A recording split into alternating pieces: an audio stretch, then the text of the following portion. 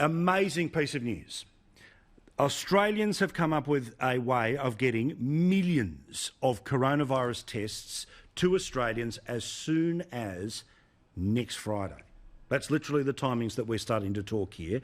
Jay Gajera is the medical advisor to Pro Medical, and he's going to explain how this works. But basically, imagine a little pinprick, a little bit of blood, and being able to do a quick blood test to work out whether you've got it or not. And if you do go, then you go to the next stage of testing. Therefore, all these people that are kind of on the line, they would get a pretty quick answer that the answer is no.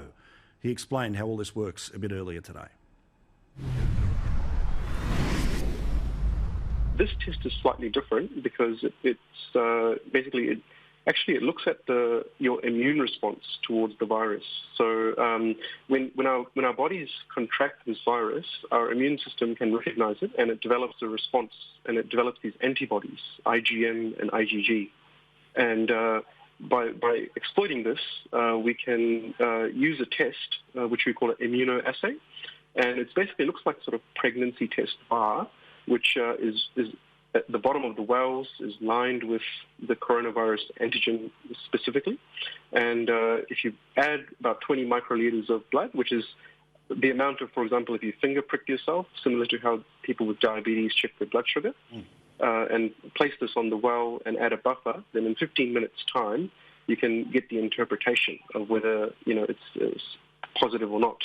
Now, having said this, it's a screening and initial test, and we recommend that it's used by health professionals and clinicians who can further interpret and, if positive, refer the patient to the necessary testing required. So, if nothing else, the most important thing about this is that if this is able to weed some of the people out who might be line ball before they take the next test, that is going to reduce some of that pressure that we keep being told about when it comes to the health system. Now, how important is it that doctors get this, and how soon before doctors across the country might get access to this? Well, look, I think it's very important at this stage. Epidemiologists, immunologists are saying that we haven't actually reached the peak incidence of the COVID-19 disease within our community. And as you may have heard of, many different states are saying that their health systems, their laboratories are pressured by having to conduct the PCR test, which has a turnaround time which is much more significant. And as a result of that, they're having to ration the tests to people who they think that, would need it the most.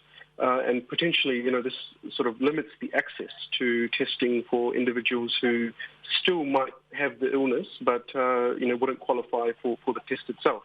We're hoping that with Pro Medical, so Pro Medical is the first company to get the FDA approval in Australia, so the TGA approval in Australia for this test, and we're hoping to get this rolled out in the next couple of weeks. How many, if you got all of those approvals, how many would make their way around the country? So at the moment, we are going to, the way it's going to work is that we're going to supply the Australian federal government directly, and they're going to distribute and allocate according to the various stakeholders and parties according to the resources that are required. But we're planning with our logistics and suppliers to be able to supply about 5 million tests a week and increase this number as required by the federal government. Extraordinary. So we could get to 5 million tests a week within the next couple of weeks? That's the plan, correct. Wow. Look, congratulations. How did you guys work out that this was the way to go? Well, we recognised that, in the other countries, what sort of problems were being created, particularly with China and Italy.